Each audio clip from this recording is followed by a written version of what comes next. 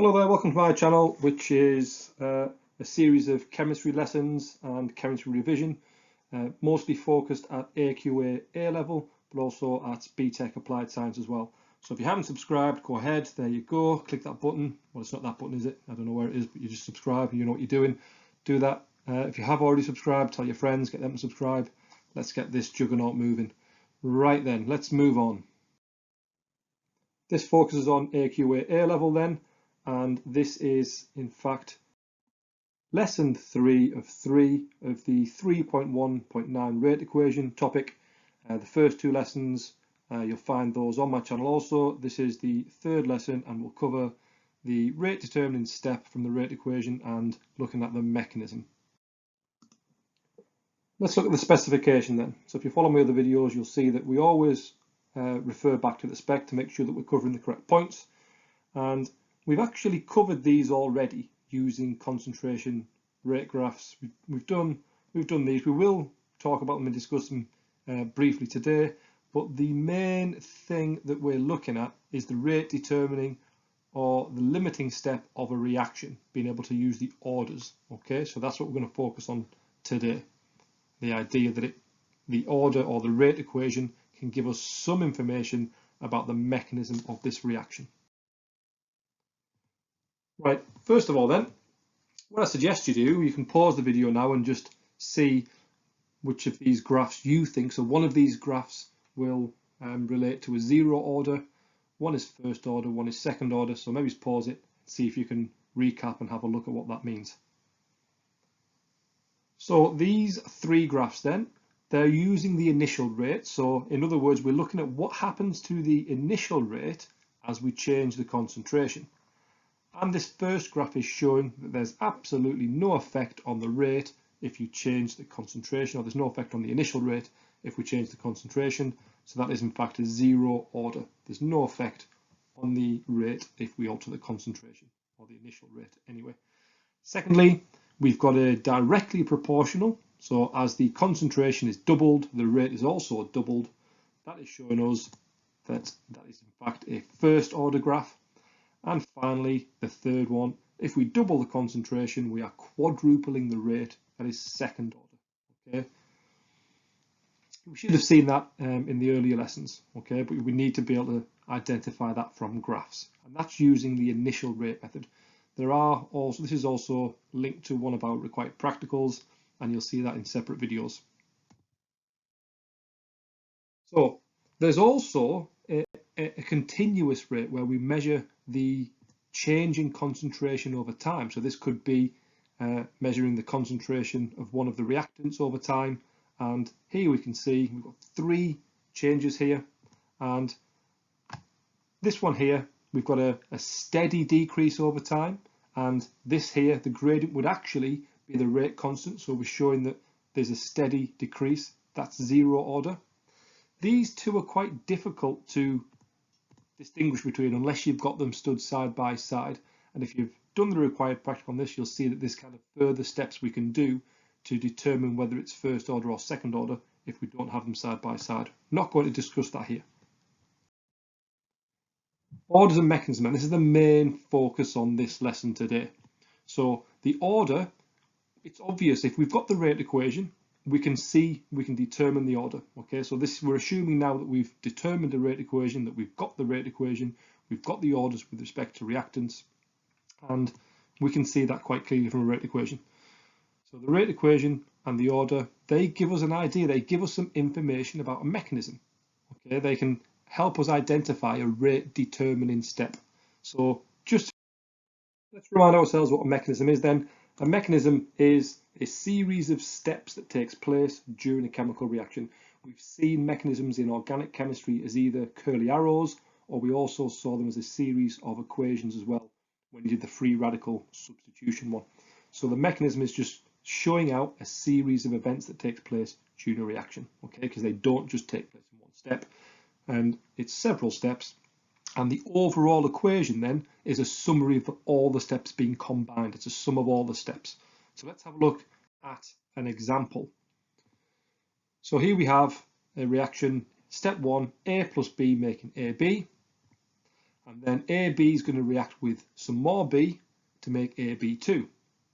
Now, overall, if we were to add both of those together, so we're adding the left-hand side as the reactants, so it's A plus B and AB plus B, and then the products all appear on the right-hand side, which is AB plus AB2, and then we simplify that. We can cancel out because the AB would appear on both sides, so our overall equation is A plus 2B goes to AB2. So that's kind of giving you an idea that a mechanism, so this would be the mechanism which is taking place over 2 steps, and the overall equation for the reaction is A plus 2B goes to AB2.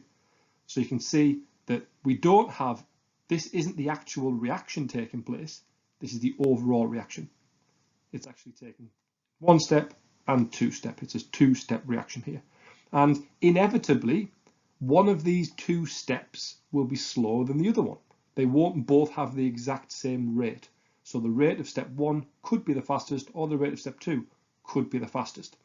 Now, when we use the term rate determining step, that's basically the slowest step in a reaction, or the slowest step in a mechanism. So for example, if step 1 was the slowest, that would be known as the rate determining step. Or if step 2 was the slowest, that would be the rate determining step.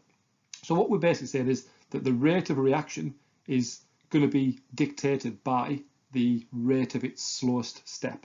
So that's the rate determining step. It's kind of like saying that if you're running a race of a team of 4 people and it's the slowest person is going to be the one that slows you down, it's the rate determining step. So the slowest step is the rate determining step. Let's have a look at the link between the rate determining step and the rate equation then. So I'm just going to make up a random, or just a made up reaction here. I said the rate equation is equal to K triangle, second order with respect to triangle, and first order with respect to circle. And this is my mechanism here. I'm going to say that in step 1, I've got circle plus star makes 2 squares. And then in step 2, one of these squares reacts with a triangle. Sounds like I've gone mad, doesn't it? Reacts with a triangle to make a wavy line. And then step 3, which is the final step of the mechanism, I've got another triangle reacting with the wavy line, which then makes a star and a hexagon. Right, okay, so what's the overall reaction then? Maybe pause the video if you want and see if you can work out the overall. To work out the overall, you literally add all the reactants together, add all the products together and cancel anything out. So you might want to pause the video and see if you can come up with the overall equation. Okay, so the overall equation, we've got circle plus 2 triangles makes square plus, so that's your overall equation. Okay, and you may recognize this star is actually acting as a catalyst because it's used up in step 1 and it's been regenerated at the end. Everything else, these all cancel out. One of these actually cancels out with one of those. So we actually have circle plus 2 triangle makes square and hexagon. So now then, we're going to use our rate equation and the mechanism, and I'm going to determine which one is the rate determining step. So one of these steps is slower than the other 2. And how we work that out is I look at the rate equation, and the rate equation is telling me that I've got 2 particles of triangle and 1 particle of O. So I need to use up 2 of these and 1 of these in the run up to the rate determining step. So how far through the mechanism do I have to get to before I've used up 2 triangles and 1 circle? Well, in step 1, so I'm going to keep a tally. I've got triangle and I've got circle. In step 1, I use up one of these. Well, that's it, I've used up one of them, that's good. And then I need to go to step 2. So step 1 is not the rate determining step because I've still got two triangles I need to use up. Let's move to step 2. Step 2 uses up a square and a triangle. Right, I can take a triangle. It's like playing bingo. I've got a triangle. But I've still got one triangle left because it was second order with respect to triangle.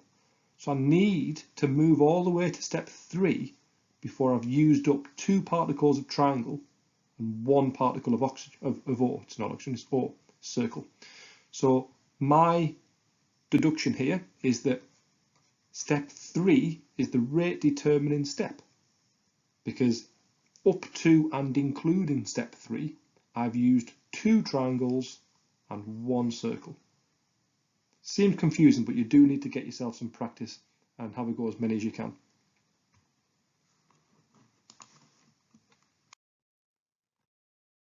A couple of quick questions then.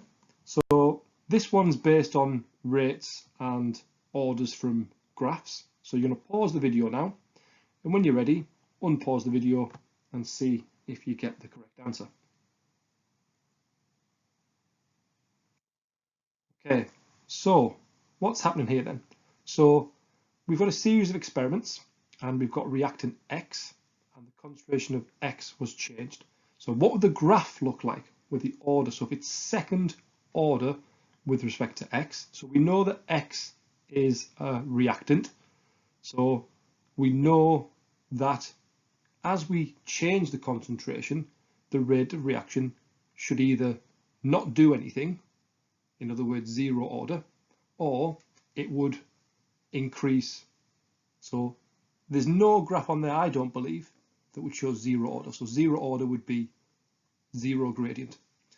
I believe that C is showing it's directly proportional, so it'll be first order, and D is in fact showing the second order. We can eliminate A and B straight away.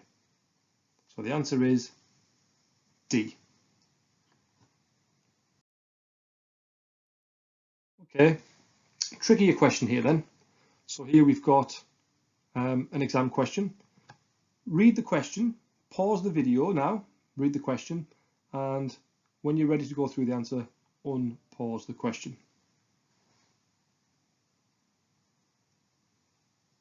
Right, these questions are often feared. It's the rate determining step and mechanism is always, it is confusing, okay?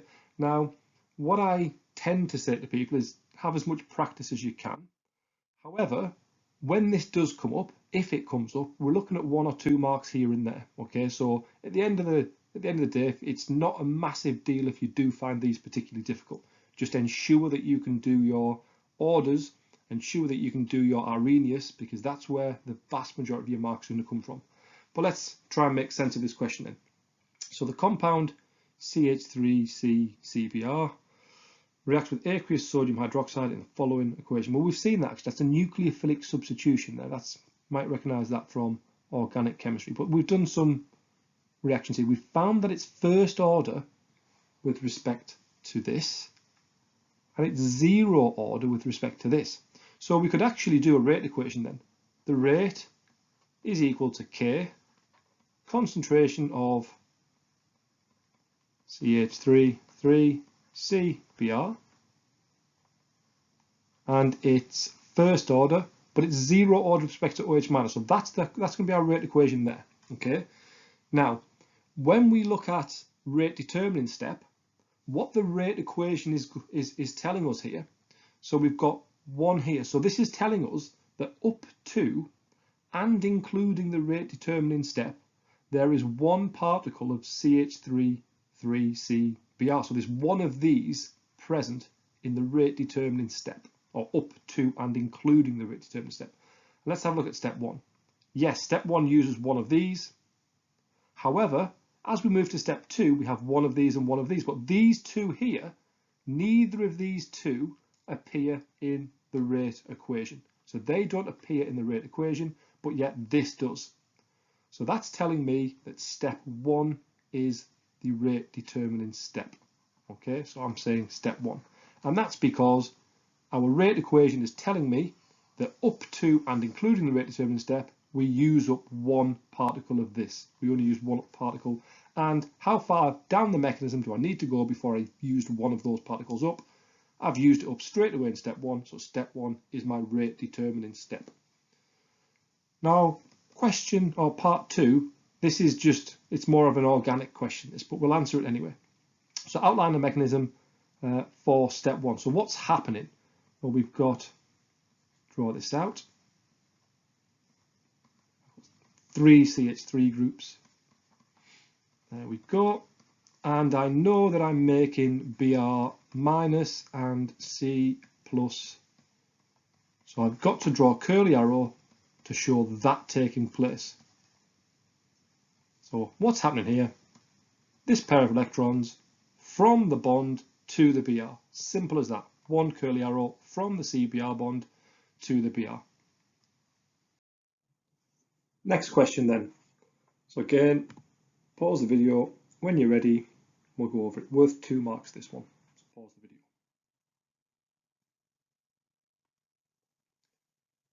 Okay then. So we've got compounds A and B, and we've been given a rate equation. Our rate equation is first order with respect to A, second order with respect to B. So what that's telling me is up to and including the rate determining step, we're going to use 2 particles of B and 1 particle of A. So let's play bingo. Step 1, we use up 1 particle of A and 1 particle of B. But we've still got 1 particle of B left. So step 1 is not the rate determining step. Move down to step 2. Step 2, bingo. So step 2 is the rate determining step. Now, explanation is because up to and including the rate determining step, 2 particles of B and 1 particle of A have been used. Next question then. So again, pause the video, and when you're ready, unpause. Okay, so this time we've got a rather more complicated looking one. We've got NOH2. What's happening? We've got a catalyst involved here, but we know that up to and including the rate determining step, 2 particles of NO because it's second order and 1 particle of H2. So let's start off. Step 1, we use up 2 particles of NO. So it's not step 1 because we still have a H2 left. And as we move down to step 2, yes, bingo, so step 2 is the rate determining step. And that's because up to and including step 2, we use up 2 particles of NO and 1 particle of H2. Next question then. So again, 3 marks here. Pause the video, and when you're ready, unpause.